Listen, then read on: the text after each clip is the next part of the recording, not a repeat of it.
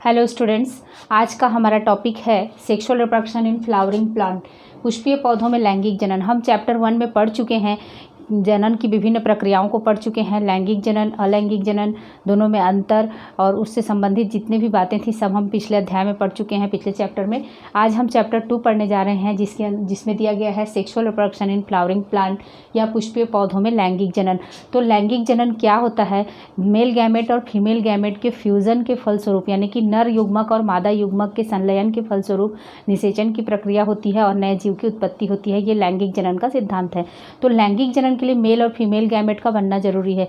तो पुष्पीय पौधों में लैंगिक जनन जो होता है वो पुष्प में होता है।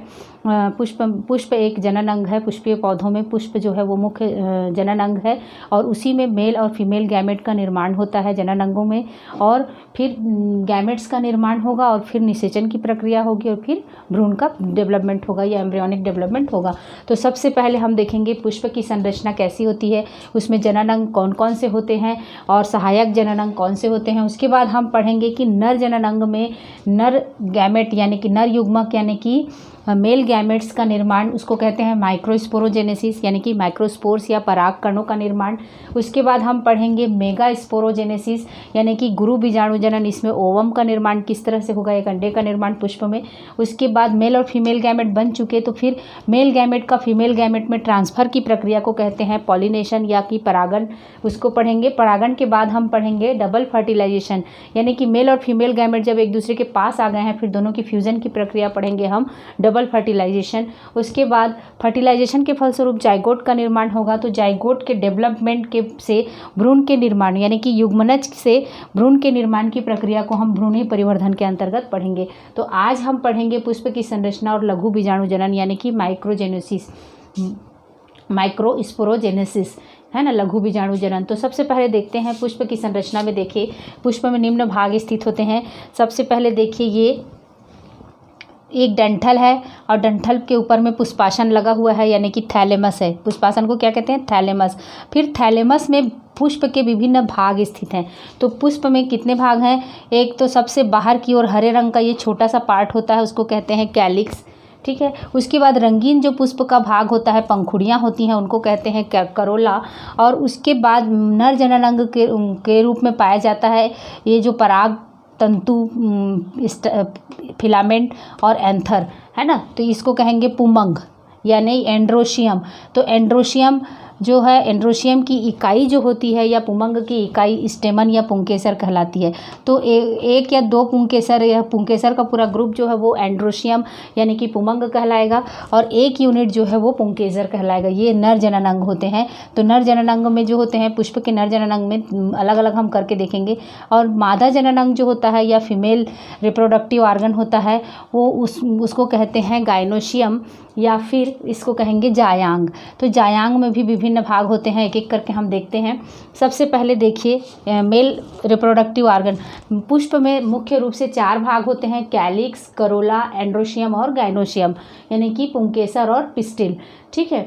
तो 4 में से जो 2 होते हैं, कैलिक्स और करोला, रंगीन और हरे रंग का भाग जो होता है वो तो सहायक जनन अंग होते हैं, और एंड्रोशियम और गायनोशियम जो होते हैं वो मुख्य जनन अंग होते हैं।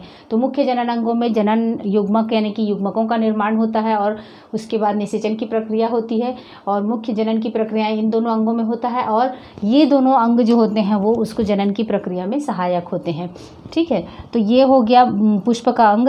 इसमें अलग से मेल गैमेट को निकाल कर, मेल रिप्रोडक्टिव ऑर्गन को निकाल कर देखें तो उसमें 3 भाग स्पष्ट रूप से दिखाई पड़ता है। कौन सा भाग दिखाई पड़ रहा है? यहाँ पर देखिए ये लंबा डंडीनुमा संरचना फिलामेंट कहलाता है। बीच में दोनों को जोड़ने वाला कनेक्टिव है और ऊपर में जो है वो लोब पाए जाते हैं, एंथर के 2 लोब पाए जाते हैं यानी कि पराग कोश। तो कितने भाग हो गए मेल रिप्रोडक्टिव ऑर्गन में? मेल रिप्रोडक्टिव ऑर्गन में देखिए यहाँ पर 3 भाग हैं। एक तो है पुतंतु और दूसरा है ये कनेक्टिव या संयोजी, ठीक है, और तीसरा है ये पराग कोश यानी कि एंथर, परागकोश को क्या कहेंगे, एंथर, इसको फिलामेंट, इसको कनेक्टिव, और ऊपर परागकोश को क्या कहेंगे, एंथर कहेंगे। तो नर जनन अंग जो है वो 3 भागों से मिलकर बना हुआ है, फिलामेंट, कनेक्टिव और एंथर यानी कि परागकोश। और परागकोश के अंदर में पूरे भरे रहते हैं पराग के कण, है ना, परागकोश के अंदर में पराग कण भरे रहते हैं। अब इसका एक सेक्शन काट कर हम देखें तो इस तरह से दिखाई पड़ता है कि ये देखिए 2 लोब दिखाई पड़ रहे हैं, और प्रत्येक लोब में, एक लोब ये है, एक लोब ये है, 2 लोब दिखाई पड़ते हैं एंथर में, और ये प्रत्येक लोब जो है वो फिर से 2-2 लोब में विभाजित है, 2-2 चैम्बर में विभाजित है। प्रत्येक चैम्बर को कहा जाता है पॉलन सेक्स, ठीक है। और इसके अंदर में जो है वो पॉलन ग्रेन्स जो होते हैं वो भरे हुए रहते हैं, पूरी तरह से पॉलन ग्रेन यानी कि पराग के कण भरे हुए रहते हैं। तो ये बाह्य स्ट्रक्चर है। इस तरह से देखने पर, सेक्शन काट कर अंदर से देखने पर दिखाई पड़ते हैं, 4 चैम्बर स्पष्ट रूप से दिखते हैं और इसमें पॉलन के ग्रेन्स भरे हुए रहते हैं। ये बाह्य मॉर्फोलॉजी है या बाह्य रूप से है। आंतरिक संरचना हम विशेष जब माइक्रोस्पोरोजेनेसिस की संरचना समझाएंगे तब बताएंगे। उसके बाद आते हैं फीमेल रिप्रोडक्टिव ऑर्गन, यानी कि ये सबसे नीचे की ओर फूली हुई संरचना आपको दिखाई पड़ रही है, ये है ओवरी। उसके बाद जो नलीनुमा संरचना है वो है स्टाइल, और उसके बाद सबसे ऊपर में है जो है वो वर्तिकाग्र या फिर स्टिग्मा कहलाता है। तो फीमेल रिप्रोडक्टिव पार्ट या गाइनोसियम में 3 भाग पाए गए, ओवरी, स्टाइल और स्टिग्मा, ठीक है। तो अब इन्हीं के विकास की प्रक्रिया को एक एक करके हम चरणबद्ध तरीके से पढ़ेंगे। सबसे पहले हम पढ़ेंगे माइक्रोस्पोरोजेनेसिस, यानी कि यहाँ पर पॉलन सेक में जो माइक्रोस्पोर्स पाए जा रहे हैं या पराग के कण पाए जा रहे हैं, उनका निर्माण किस तरह से होता है, उसकी पूरी प्रक्रिया हम किसके अंतर्गत पढ़ेंगे, लघु बीजाणु जनन या माइक्रोस्पोरोजेनेसिस के अंतर्गत। तो माइक्रोस्पोरोजेनेसिस में हम सबसे पहले पढ़ेंगे परागकोश की संरचना पढ़ेंगे। परागकोश की संरचना कैसी होती है, आंतरिक रूप से, आंतरिक संरचना, फिर लघु बीजाणुधानी जनन और पराग कणों का विकास। यहाँ पर ये बीजाणुधानी यानी कि पॉलन सेक्स या स्पोर, माइक्रोस्पोरेंजिया, और साथ ही साथ माइक्रोस्पोर या पॉलन ग्रेन, पराग कण और पराग कोश का विकास लगभग साथ साथ ही होता है, एक साथ ही होता है, दोनों प्रक्रिया साथ साथ चलती है। तो वो प्रक्रिया हम पढ़ेंगे कि किस तरह से उसका विकास होता है। उसके बाद जो पराग कण बन चुके हैं उसकी संरचना कैसी होती है वो देखेंगे। फिर पराग कण जो है वो किस तरह से एंथर का या पराग कोश का स्फुटन होगा और पराग के कण किस तरह से बाहर आएंगे वो देखेंगे। तो एक एक करके चरणबद्ध तरीके से हम देखते हैं, आगे देखते हैं कि पराग कणों का पराग कोश की संरचना कैसी होती है और उसमें पराग कणों का विकास किस तरह से होता है।